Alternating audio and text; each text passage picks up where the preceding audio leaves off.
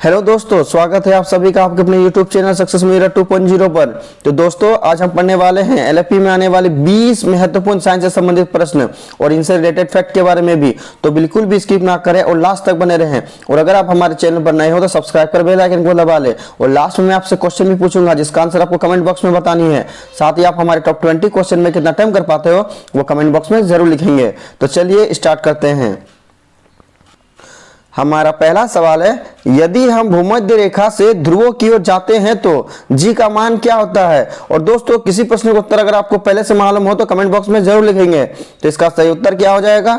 Option number A, बढ़ता है। जब भूमध्य रेखा से ध्रुवों की ओर कोई व्यक्ति या पिंड जाता है तो क्या होता है दोस्तों? जी का मान बढ़ता है। हमारा अगला सवाल है, एक व्यक्ति एक दीवार को धक्का देता है पर उसे विस्थापित करने में असफल रहता है तो वह क्या करता है। तो दोस्तों, इसका सही उत्तर क्या हो जाएगा? ऑप्शन नंबर ए, कोई भी कार्य नहीं करता है।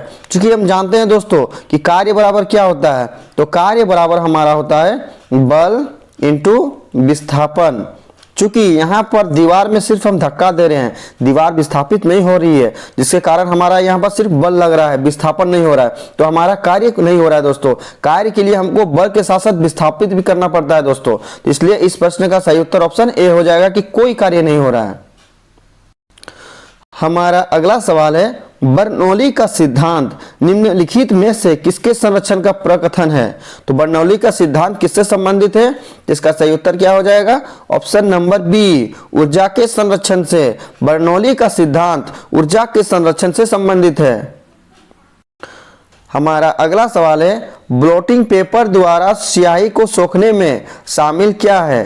तो ये कौन सी प्रक्रिया है दोस्तों? इसका सही उत्तर ऑप्शन बी हो जाएगा, केशिकीय अभिक्रिया की परिघटना। ब्लोटिंग पेपर द्वारा जो स्याही को सोखा जाता है वो केशिकीय अभिक्रिया की घटना को दर्शाता है दोस्तों। चूंकि एक प्रश्न एग्जाम में और पूछा जाता है कि लैंप की बत्ती में जो तेल ऊपर की ओर चढ़ता है वो किस अभिक्रिया के द्वारा चढ़ता है दोस्तों? तो वो भी हमारा केशिकीय अभिक्रिया के द्वारा ही ऊपर में चढ़ता है। तो इस प्रश्न का सही उत्तर हमारा ऑप्शन बी हो जाएगा। हमारा अगला सवाल है, निम्नलिखित में से किस स्थान पर गुरुत्वाकर्षण जी का मान सर्वाधिक होगा। और ये प्रीवियस ईयर एलपी में पूछा गया था। साथ ही आज हम जो आपसे टॉप 20 क्वेश्चन डिस्कस करें ये सारे के सारे इंपॉर्टेंट और आपके एग्जाम में आने वाले प्रश्न हैं। तो बिल्कुल भी स्किप ना करें और लास्ट तक बने रहें। साथ ही दोस्तों, अपने दोस्तों को शेयर और लाइक जरूर कर दिया करेंगे। जो भी आपके दोस्त एलपी की तैयारी कर रहे हैं उन्हें शेयर जरूर कर दिया करेंगे। साथ ही अगर किन्हीं प्रश्न का उत्तर आपको पहले से मालूम हो तो कमेंट बॉक्स में जरूर लिखा करेंगे। तो इस प्रश्न का सही उत्तर क्या हो जाएगा? ऑप्शन नंबर डी, अंटार्कटिका के कैप में सर्वाधिक गुरुत्वाकर्षण अर्थात जी का मान कहां होगा दोस्तों? अंटार्कटिका के कैप में होगा। हमारा अगला सवाल है, इस्पात के गोले में पदार्थ की मात्रा उसका क्या होती है। तो इसका सही उत्तर आप हमें कमेंट बॉक्स में बताएंगे। ये बहुत इंपॉर्टेंट सवाल है। तो इसका सही उत्तर क्या हो जाएगा? ऑप्शन नंबर बी, द्रव्यमान। द्रव्यमान इस्पात के गोले में पदार्थ की मात्रा को दर्शाती है। हमारा अगला सवाल है, किस वैज्ञानिक ने सर्वप्रथम बर्फ के दो टुकड़ों को आपस में घिसकर पिघला दिया। तो इसका सही उत्तर क्या हो जाएगा? Option number C, Humphry Davy. वैज्ञानिक हम्फ्री डेवी ने बर्फ के दो टुकड़ों को आपस में घिस करके पिघला दिया था। हमारा अगला सवाल है, सूर्य का ताप किससे मापा जाता है। और ये बहुत ही इंपॉर्टेंट सवाल है। तो इसका सही उत्तर क्या होगा? ऑप्शन नंबर सी, पायरोमीटर तापमापी द्वारा। सूर्य के ताप को पायरोमीटर तापमापी द्वारा मापा जाता है। हमारा अगला सवाल है, उष्मा संचरण की वो कौन सी विधि है जिसमें माध्यम के कण गति नहीं करते। तो इसका सही उत्तर क्या हो जाएगा? ऑप्शन नंबर सी, विकिरण। विकिरण की प्रक्रिया में उष्मा की संचरण तो होती है परंतु कण गति नहीं करते हैं, जबकि चालन में कण गति करते हैं, संवहन में भी कण गति करते हैं, तब उष्मा का संचरण होती है। इसलिए उष्मा का संचरण की वो कौन सी विधि है जिसमें माध्यम के कण गति नहीं करते हैं? विकिरण विधि है। हमारा अगला सवाल है, मिट्टी के घड़े में किस क्रिया के कारण जल ठंडा रहता है। और दोस्तों, ये बहुत ही इंपॉर्टेंट सवाल है, बार बार एग्जाम में इसको रिपीट किया जाता है। तो इसका सही उत्तर आप हमें कमेंट बॉक्स में बताएंगे। तो इसका सही उत्तर क्या हो जाएगा? ऑप्शन नंबर बी, वाष्पीकरण। मिट्टी के घड़े में वाष्पीकरण के कारण जल ठंडा रहता है।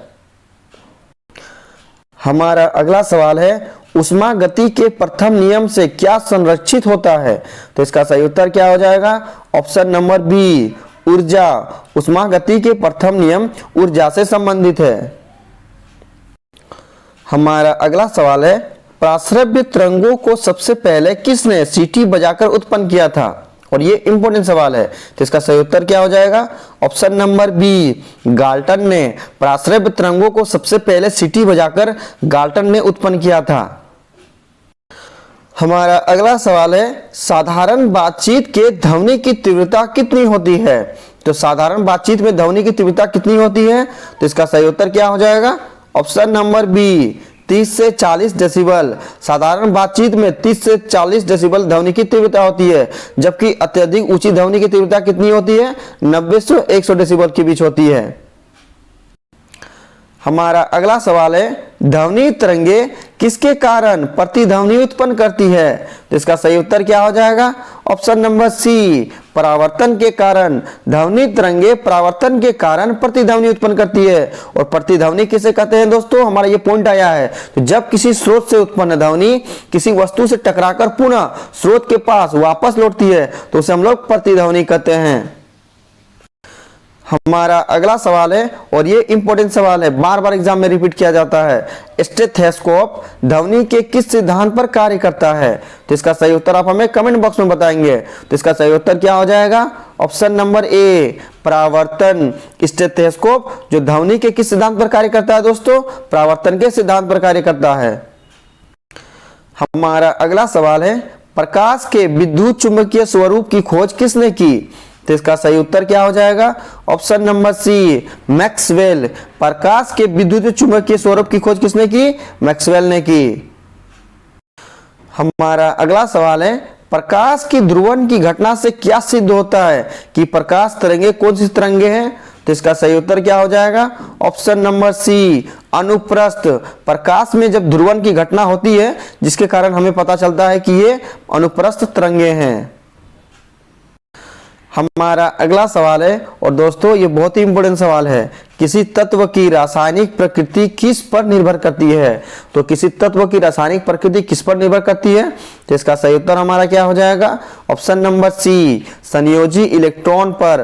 किसी तत्व की रासायनिक प्रकृति उसकी संयोजी इलेक्ट्रॉन पर निर्भर करती है। जबकि अगर आपसे एग्जाम में पूछा जाए कि किसी तत्व की रासायनिक गुण किस पर निर्भर करती है, यहाँ हमारा प्रकृति है। अगर आपसे पूछा जाए कि गुण किस पर निर्भर करती है, तो हमारा हो जाएगा परमाणु संख्या पर। हमारा अगला सवाल है, निम्नलिखित में से किसमें ऋणात्मक आवेश होती है?